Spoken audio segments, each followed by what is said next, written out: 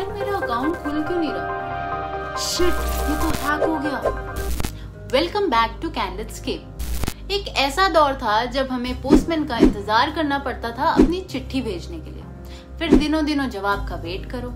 हालांकि उसका भी अपना अलग ही मजा था, बट आज का जमाना डिजिटल जमाना है। हम आपको बताने वाले हैं उन 10 प्लेसेस के बारे में जहां cyber crime is in high rates.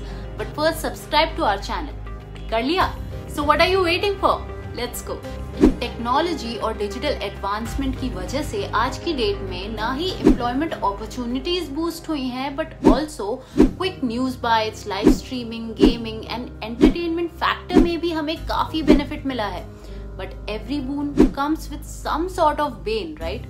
Internet ने हमें आज कनेक्टिविटी तो दे दी, जिससे हम मूवीज एंड न्यूज के थ्रू बिना स्टेप आउट किए ही दुनिया भर में ट्रैवल कर सकते हैं। बट इसके साथ इसके रिस्क भी तो आए, जिसमें से एक है साइबर क्राइम्स। फर्स्ट है यूनाइटेड स्टेट्स। ये केस तो ऑब्वियस था। अपनी large technology infrastructure and numerous businesses and organisations की वजह से यूएस काफी प्रोन है साइबर अटैक से। अभी रिसेंटली सितंबर 2023 में यूएस एंड जापानीज ऑफिशियल्स ने वार्न किया कि चाइनीज स्टेट स्पॉन्सर्ड हैकर्स ने राउटर्स के अंदर मॉडिफाइंग सॉफ्टवेयर लगवाया है दोनों कंट्रीज की गवर्नमेंट इंडस्ट्रीज एंड कंपनीज को टारगेट करने के लिए। सेकेंड है चाइना। जैसा कि हमने अभी डिस्कस किया कि चाइना के state sponsored hackers are everywhere, जो कई कंट्रीज को टारगेट कर चुके हैं। इनफैक्ट अगस्त 2023 में चाइनीज हैकर्स ने यूएस में कांग्रेस पॉलिटिशियन जो नेब्रास्का से थे, उनके पर्सनल एंड पॉलिटिकल ईमेल्स का एक्सेस ऑब्टेन कर लिया था।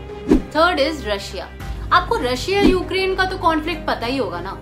अभी रिसेंटली रशिया के हैकर्स ने पोलैंड की रेलवे फ्रीक्वेंसी सिस्टम का एक्सेस लेके गलत सिग्नल्स ट्रांसमिट किए, जिसकी वजह से रेलवे ऑपरेशंस बंद हो गई। यहाँ तक कि रशियन हैकर्स ने ब्रिटिश मिनिस्ट्री ऑफ डिफेंस के हजारों डॉक्यूमेंट्स को डार्क वेब पे भी अपलोड कर दिया था।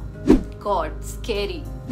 फोर्थ है हमारा इंडिया। इंडिया एक ग्रोइंग इकोनॉमी होने के साथ साथ डिजिटली भी ग्रो कर रहा है, और इसीलिए यहाँ पे भी सिग्निफिकेंट साइबर क्राइम्स ऑब्जर्व हुए हैं।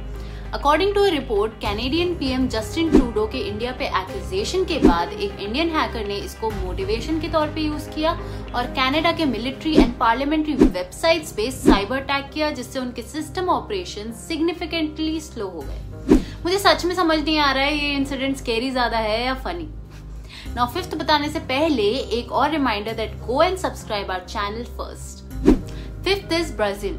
ब्राजील में भी इंटरनेट एंड मोबाइल यूसेज के रैपिड एक्सपेंशन की वजह से यहाँ पे online banking fraud and identity theft जैसी चीजें काफी कॉमन है। सिक्स्थ है नाइजीरिया। भाई नाइजीरिया में तो और भी ज्यादा साइबर क्राइम फैला हुआ है, which also includes advance fee fraud schemes, hacking and identity theft etcetera. Seventh is south Korea. वैसे तो जनरली साउथ कोरिया में cyber attacks mostly north Korea के थ्रू ही होते हैं, बट अभी recently south Korean government affiliated institution एक fishing scandal का शिकार बन गई, जिससे 175 मिलियन वॉन्स का नुकसान हुआ साउथ कोरियन गवर्नमेंट को। जिन्हें नहीं पता उन्हें बता दूं, साउथ कोरियन करेंसी को वॉन्स कहते हैं। रिपोर्टेडली ये फर्स्ट फिशिंग इंसिडेंट था against a South Korean government public organization. Eighth है नॉर्थ कोरिया। जैसे कि हमने ऊपर डिस्कस किया, नॉर्थ कोरिया भी साइबर अटैक्स करने में पीछे नहीं है। इनफैक्ट नॉर्थ कोरियन हैकर्स ने ईस्टर्न यूरोप एंड अफ्रीका की डिफेंस इंडस्ट्री फर्म्स पे काफी स्पाई किया है 2020 में।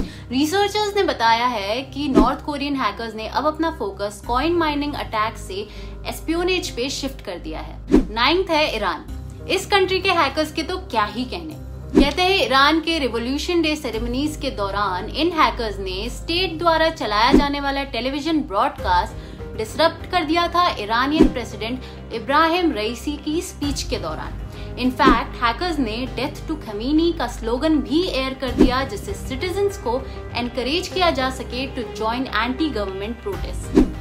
एंड लास्टली 10th है यूक्रेन। आपको रशिया यूक्रेन के बीच वॉर का तो पता ही है, बस इसी के चलते यूक्रेन भी पीछे नहीं रहता। यहाँ रशिया के हैकर्स ने कुछ किया, वहीं यूक्रेन के हैकर्स चालू हो जाते हैं एक के बाद एक रशिया पे साइबर अटैक्स के साथ।